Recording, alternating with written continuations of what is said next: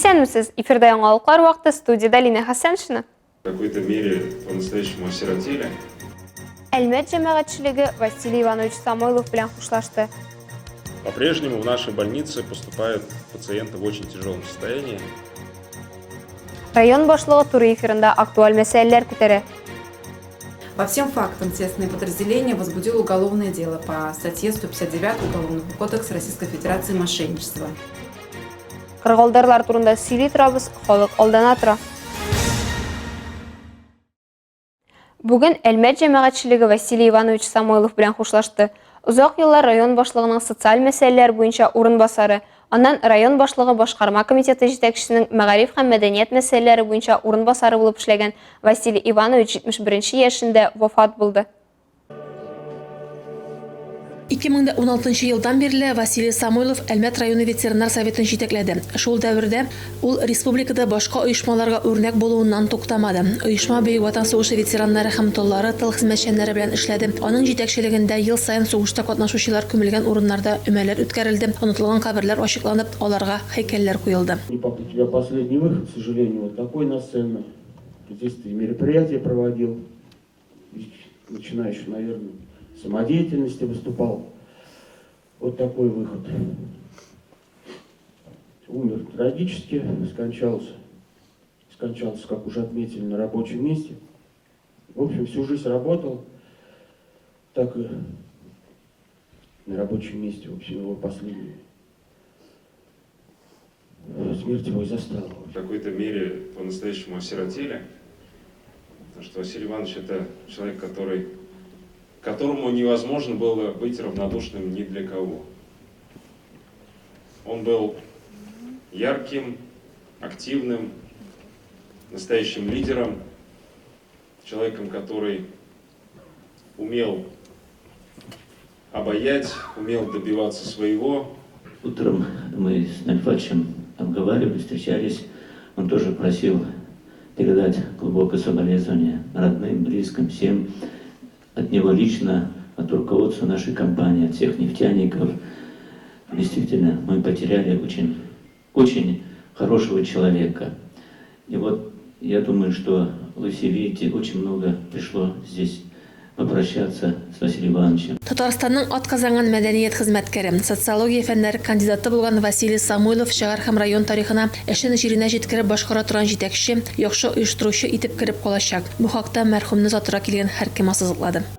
Василий Иванович такой человек был, которому надо было правильно поставить только задачу.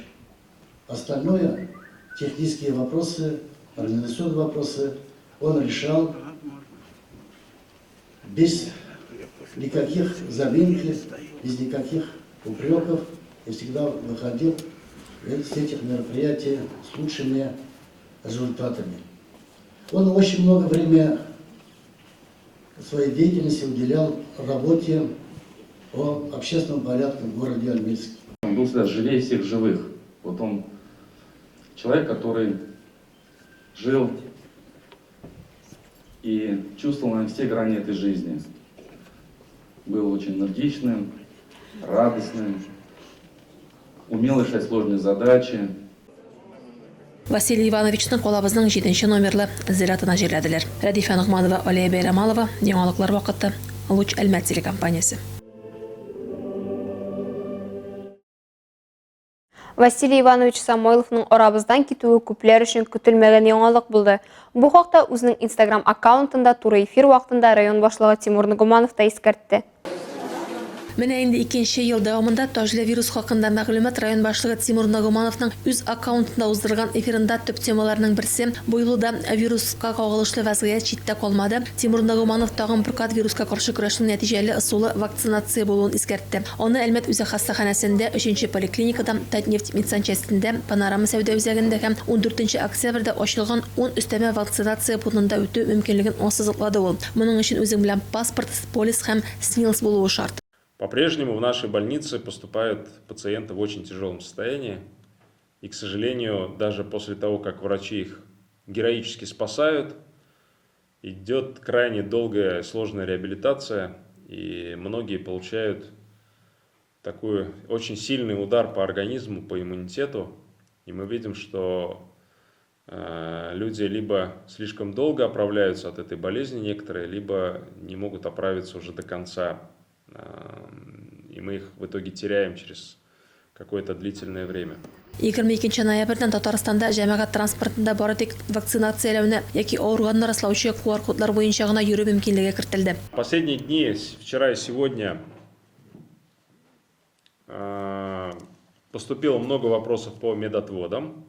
Медицина күрсәткечләре буенча кичектерелүгә кагылышлы сораулар күп. Татарстан сәламәтлек саклау министрлыгы медотвод турында QR-код эшләнгән. Аның белән җәмәгать транспортында йөрергә мөмкин булачак, әмма сәүдә үзәгендә, кафе һәм башка җәмәгать урыннарына эләгергә мөмкин түгел. Медотвод турындагы белешмәне участок табиб-терапевты тикшергәннән соң медицина күрсәткечләре буенча гына бирә. Медотвод булган очракта документны яңа үрнәктәге белешмәгә яңадан рәсмиләштерергә кирәк булачак. Моны үзең бергетелгән хастаханә яки поликлиникада гына эшләргә була. Дәүләт хезмәтләрендә медотвод турындагы QR-код сертификатлар 2022 елның 1 февраленнан барлыкка киләчәк. Не появился, его обещают, что он появится только 1 февраля. Туры эфирда кузгатылган икенче мәсьәлә милек салымнарын түләү вакыты якынлашу. Милеккә салым, йортлар, фатирлар, бүлмәләр, дачалар, гаражлар, машина урыннары һәм башка капиталь төзелеш объектларын үз эченә ала. Салым күләме объектның кадастр бәясеннән һәм салым ставкасыннан тора. 1 декабрьгә кадәр Россия Федерациясе гражданнары пеняларны булдырмас өчен үзләренең барлык салымнарын түләргә тиеш дип белдерде башлык. Салымнарны мобиль кушымта яки сайт аша Россия хезмәтләре порталында, банкларда, почта бүлекчәләрендә яки терминаллар аша түләргә була. Эфирның икенче өлешендә Игелек бүләгит хәйрия фонды директоры Гөлнара Айыпова кушылды. Ул мөмкинлекләре чикле балаларга ярдәм күрсәтү хакында сөйләде. Наш фонд занимается поддержкой и помощью детей с ограниченными возможностями здоровья, социализацией, адаптацией. Нашему фонду будет 3 года скоро. И за эти 3 года мы Безнең фонд сәламәтлеге ягыннан мөмкинлекләре чикле булган балаларга ярдәм итә. Ул 3 еллык оешты. Шул вакытта 5 грант оттык. Шуларның иң зуры Татнефть компаниясе гранты. Аның бәрабәренә без балаларны төрле чараларга йөртәбез. Алар зур концертларны беренче рәттән утырып карый ала. Эльмире Ульфатовне мы занимаемся тем, что наши дети имеют возможность посещать большие мероприятия. Всегда они нам дают пригласительные билеты. Мамочки в восторге. Дети, конечно же, имеют возможность быть на первых рядах. Район башлыгы шулай ук әлмәтлеләрне борчыган күп санлы сорауларга да җавап бирде. Алар хакында без программабызның башка чыгарышларында хәбәр итәрбез. Соңгы тәүлектә Татарстанда 252 кеше коронавирус белән авырган. Аларның 4 республикадан читтә инфекцияны эләктергән, калган очракларда элемтә аша килеп чыккан. 65 кеше хастаханәгә салынган, 187 кеше өйдә дәвалана. Казанда 103 кеше авырган. Шул ук вакытта Яшелүзән районында 45 зарарлану очрагы ачыкланган. Антирейтингның 3нче баскычында Яршаллы биредә 16 очрак теркәлгән. Әлмәттә соңгы тәүлектә авыручылар теркәлмәгән. Татарстанда COVID-19 пандемиясы башланганнан бирле 36557 кеше авырган. 30116 кеше шул исәптән соңгы тәүлектә 251 кеше терелгән. Бүгенге көндә Әлмәт районында 110 меңнән артык өлкән яшьтәге кеше вакцинацияләнгән.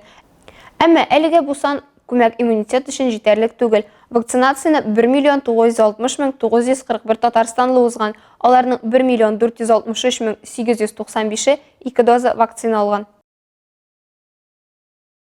23 ноябрьдә кичке 9 сәгать тирәсендә Әлмәттәге 5 катлы күп фатирлы йортның 5нче катында Төзүчеләр проспекты 21 йортта янгын чыга. Федераль янгынга каршы хезмәтнең 65 янгын сөндерү исәп-хисаплары килеп җиткән мизгелдә фатирның ишеге ябык, төтен көчле чыга.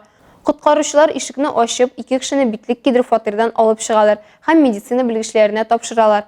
Ашыгыч медицина ярдәм бригадасы 40 яшьлек Иратның үлемен генә раслый ала. Коткарылган хатын-кызны хастаханәгә озаталар. Янгынның сәбәбе ачыклана.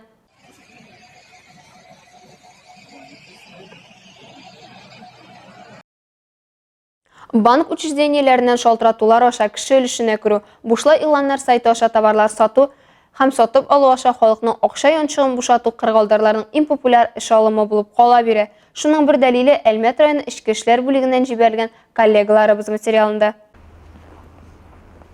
45 яшьлек Ират интернет шелтәрләрендә җиңел автомобильгә машина йөртүчеләр җыю турында игъланга игътибар итә. Ир үз контактларын сайтта калдыра һәм аңа тиздән шалтыраталар. Җинаятьче аңа эшкә урнаштырырга ярдәм итәргә вәгъдә итә һәм квалификация күтәрү курсларын узарга тәкъдим ясый. Шалтыратучы бер кайда да укырга кирәкми, күрсәтелгән счетка 20 000 сум акча күчерү дә җитә. Шуннан соң аңа төрле программалар буенча белем алу турындагы документ киләчәк икән хәбәр итә. Зыян күрүче уку бәясен түли һәм поездга билет көтә башлый. Нәтиҗәдә берничә көн көткәннән соң ир үзенең алданганын аңлый һәм полициягә мөрәҗәгать итә. Икенче очракта әнисенә туган көненә бүләк ясыйсы килеп, 18 яшьлек егет интернетта электрон пианинога заказ бирә. Сатучыга 16 800 сум акча күчерә. Акча барып җитүне белер өчен аның белән элемтәгә керә, шалтыратырга уйлый. Җинаятьче бу вакытта телефонын сүндереп, игъланны сайттан алып атырга өлгерә. Барлык фактлар буенча да җинаять эшләре кузгатылган, тикшерү эшләре бара. Әлмәт эчке эшләр бүлеге материалы буенча. Алия Байрамалова, яңалыклар вакыты, Луч, Әлмәт телекомпаниясе.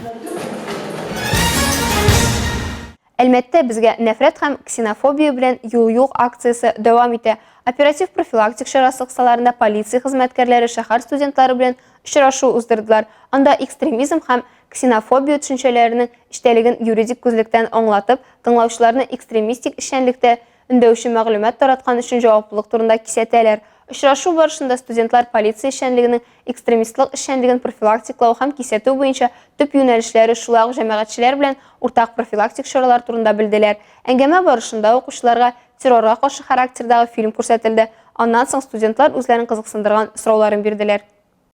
Ә хәзер кыска вакытлы рекламага бүленәчәкбез. Аның артыннан ук безнең эфирда элек-электән килгән гореф-гадәтләр уңышны җыеп бетергәннән соң көз көне җон эрләү, җон тетү. Бөгелмәдә Орчык бәйрәме.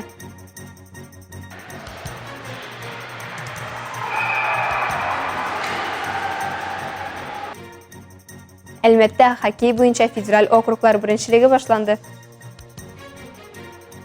Реклама тиз узачак. Безнең белән калыгыз. Бөгелмәнең техника йортында халкыбызның иң борынгы йолаларыннан булган Орчык бәйрәмен уздырдылар. Бәйрәмгә 9нчы мәктәп укучылары чакыру алган иде. Аны Ихлас ансамбленә йөрүчеләр оештырды. Алар балаларга онытылып бара торган йоланы йон өрләү, язу, төрлечә бәйләп куллануны жанландырып күрсәттеләр. Толырак Айгөл Шәрәфиева сюжетында. Йонны язарга, кабага куеп ирләргә, ике орчыкны бергә йомгакка чорнарга, катарга, аннан соң юарга, йомгакка чорнарга. Шуннан соң җылы оекбаш башмаклар бәйләп була. Өлкәннәр балаларга шушы эш тәртипләре турында сөйли. Максатлары бер: киләчәк буын, гореф-гадәтләрне, халык традицияларын белергә тиеш. Бүгенге бәйрәмебезнең максаты яшь буынга, балаларга элекке гореф-гадәтләрне җиткерү, тапшыру. Шуның өчен без бүген Орчык бәйрәмен оештырдык. Элек-электән килгән гореф-гадәтләр уңышны җыеп бетергәннән соң көз көне җон эрләү, җон тетү һәм инде шушы Орчык бәйрәмен оештырганнар. Техника йорты залы чын һөнәрче йортына әверелгән. Бирдә йон өрләү җиһазлары, җайланмаларын урнаштырганнар. Элек-электән әбиләребез каба Орчык ярдәмендә йон эшкәрткәннәр. Моның өчен Орчык өмәсе оештырылган. Мәктәп балаларына дәрес бирүчеләр бу эшне кичкенәдән белә. Йон өрләү серләрен әбиләреннән өйрәнеп калганнар. Әбидән менә өйрәндем үзем.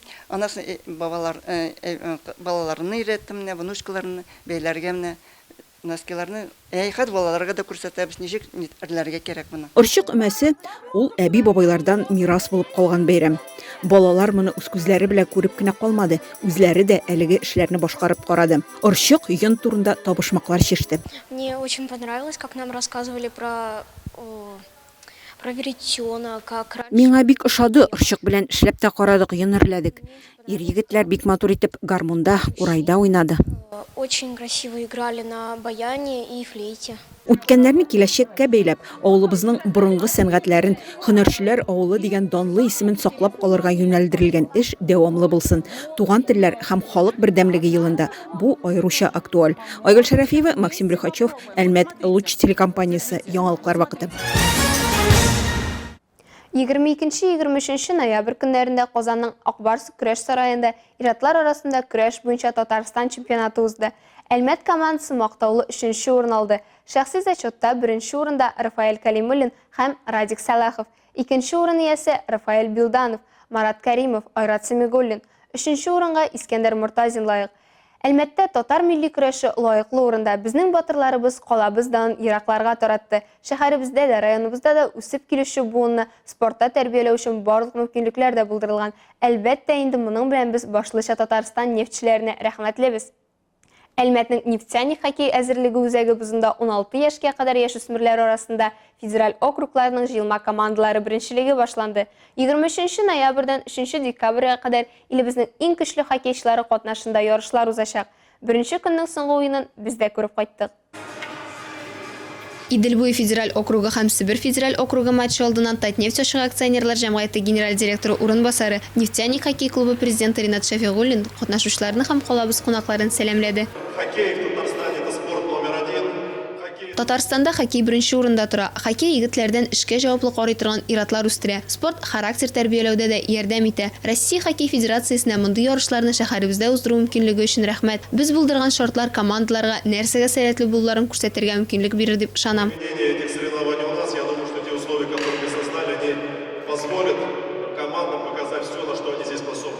Ринат Шафигуллин командаларга матур уен теләгәннән соң Татарстанның күркәм традициясе буенча барлык командаларга да баллы күчтәнәчләр, милли ризыгыбыз булган бавырсак тапшырылды.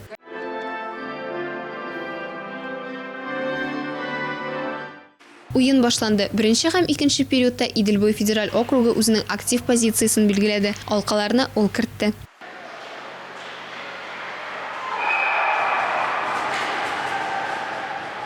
Себер федераль округы 49-53 минутларда уянды һәм 2 алка кертте. Иделбуй федераль округы командасы составында 6 алкадан 3 алканы нефтяник спорт мәктәбендә тәрбияләнүчеләр кертте. Никита Ракчеев исәбендә 2, Николай Ярышкадан 1 очко. Күрше аренада узган Урал федераль округы һәм Төньяк Көнбатыш федераль округы уены да 6-2 исәбе белән тәмамланды. 4 көн барган җыеннарга Уфадан 7 кеше килә. Сайлап алуны 4се уза. Араларында Альбертта. Егет хоккей белән 10 елдан артык шөгыльләнә. Абыйсы хәвәскәрләр белән уйнаса, үзе киләчәген хоккей белән бәйләргә һәм югарырак лигаларда уйнарга теләвен яшерми. Мы будем играть 23, 24, 25, 27, 28, 29 числах. Безнең 8 уен булачак. Беренче өчлектә кем булачагы билгеләнәчәк. Хоккей белән киләчәкне бәйләргә телим. Максатка ирешергә яхшырак булырга омтылам. Я же ради этого с 4,5 лет хожу. Надо идти за целью, стремиться быть лучшим. Альбертның уңышларында әтисенең өлеше зур. Заманында Радик абый футболга килә һәм шунда кала да. Улның капкачы булуын теләмәгән. Үзе футболда капкачы булгач, команда җиңелгән чакта гаип капкачыга төшә. Шуңа күрә ди. Я хотел, чтобы он был. Мин аның кыр уенчысы булуын теләгән идем, ләкин ул үзе капкачы булырга теләде. Үгетләдем дә килештем инде. Я его переубеждал. Так и не смог. Потом я смирился. Иделбуй федераль округы командасы составында 15 яшьлек Ратмирның уйнаган карарга әнисе һәм энесе килгән. Бүген егет нефтяникта шөгыльләнә. Киләсе елга Спутникка күчәргә тели. Якыннары аның хыялы чынга ашуга ышана. Ой, на хоккей мы пошли с 4 лет. Вот, и с того времени, но первое 4 яшьтән хоккейга килдек. Беренче вакыт бик теләмичә булса да, хәзер иң яраткан спорт төре. Менә кеше улыбыз да хоккей белән шөгыльләнә. Күп вакытыбыз биредә уза. тоже занимается хоккеем. Вот, и основную часть времени мы проводим здесь. Беренчелек кысаларында көн сайын 2 бузда 4 уен уза. Барлыгы 36 уен булачак. Көндез узган Санкт-Петербург федераль округы белән Көньяк федераль округы матчы 11-1 исәбе белән төгәлләнсә, Мәскәү белән Ирак Көнчыгыш федераль округы 5-1 Мәскәүләр җиңүе белән тәмамланган. Бу сезгә җиткерәсе соңгы мәгълүматыбыз иде. Мин Лина Хәсән, монтаж операторы Оля Бәйрамалова, сезнең белән сау булашабыз. Исән-амин булыйк.